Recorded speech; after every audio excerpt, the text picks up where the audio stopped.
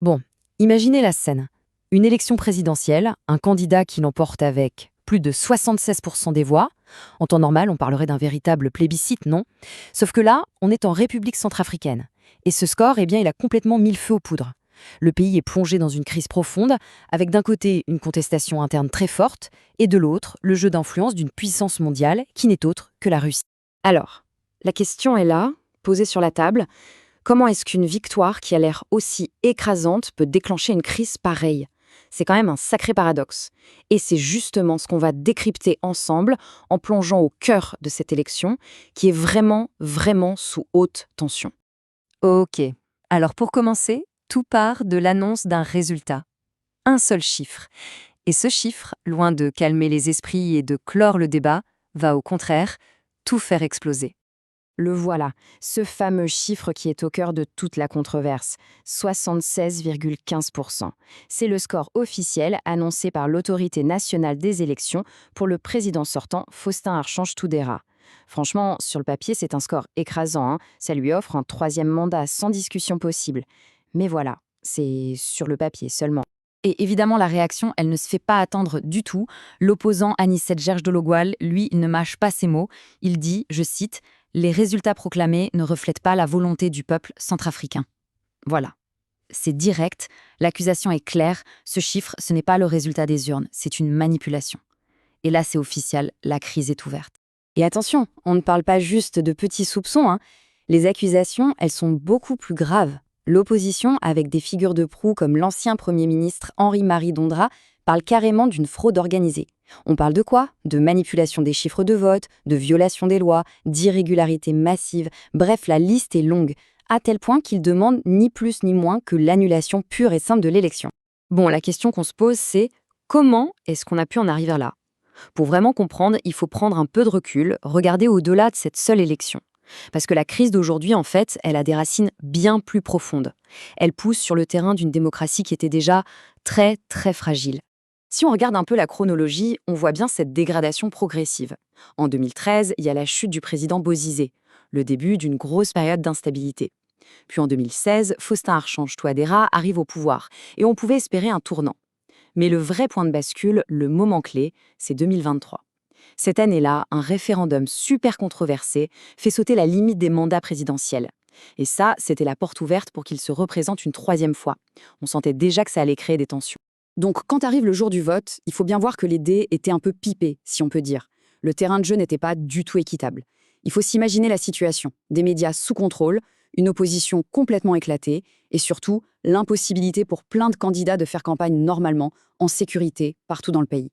Forcément, pour beaucoup d'observateurs, la messe était dite avant même le début du vote. Et là, au milieu de toute cette crise interne, un acteur international entre en scène. Et son rôle devient de plus en plus central, de plus en plus décisif. Cet acteur, c'est la Russie. Alors, on a une situation explosive dans le pays.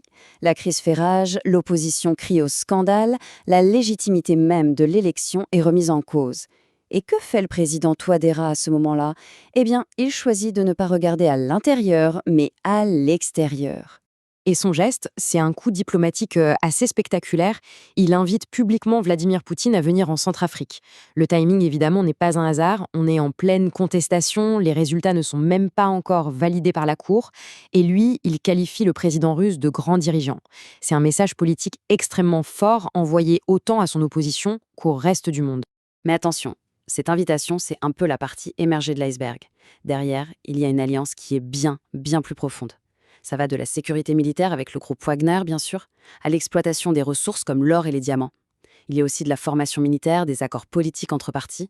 En clair, la Russie, ce n'est plus juste un partenaire pour la Centrafrique, c'est devenu le véritable pilier stratégique du pouvoir en place. Maintenant, prenons un peu de hauteur. Faisons un zoom arrière, parce que cette crise qui a l'air très locale, elle a en réalité des répercussions qui vont bien au-delà des frontières centrafricaines. Ce qui se joue en Centrafrique en ce moment, c'est un vrai basculement géopolitique. C'est presque un jeu de vase communicant. D'un côté, on a l'influence des partenaires historiques. On pense à la France, par exemple, qui est en train de reculer. Et de l'autre, on a la Russie qui, elle, avance ses pions. Son offre est assez simple et très directe. Un soutien total, que ce soit militaire ou politique, sans poser de questions sur la démocratie. Et en échange, bien sûr, un accès privilégié aux ressources du pays. Avec cette stratégie, la Centrafrique devient beaucoup plus qu'un simple allié pour Moscou. Le pays est carrément devenu une pièce maîtresse sur l'échiquier africain, un véritable pivot pour les ambitions russes dans toute la région. C'est exactement pour ça que ce qui se passe aujourd'hui à Bangui est regardé à la loupe par toutes les chancelleries du monde. Alors, la question maintenant, c'est que va-t-il se passer? Comment cette situation peut évoluer? Pour ça, tous les regards sont tournés vers quelques dates et quelques acteurs qui sont devenus absolument clés. Il y a une date qu'il faut absolument retenir, le 20 janvier 2026. C'est la date butoir. C'est le jour où la Cour constitutionnelle doit rendre son verdict final, valider ou invalider les résultats de l'élection.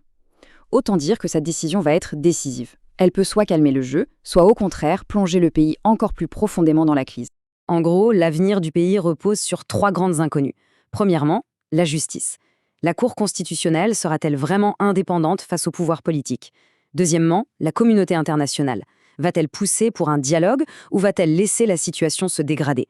Et enfin, la question la plus importante peut-être, est-ce que l'influence russe va continuer à se renforcer au point de redéfinir complètement et durablement l'équilibre politique du pays?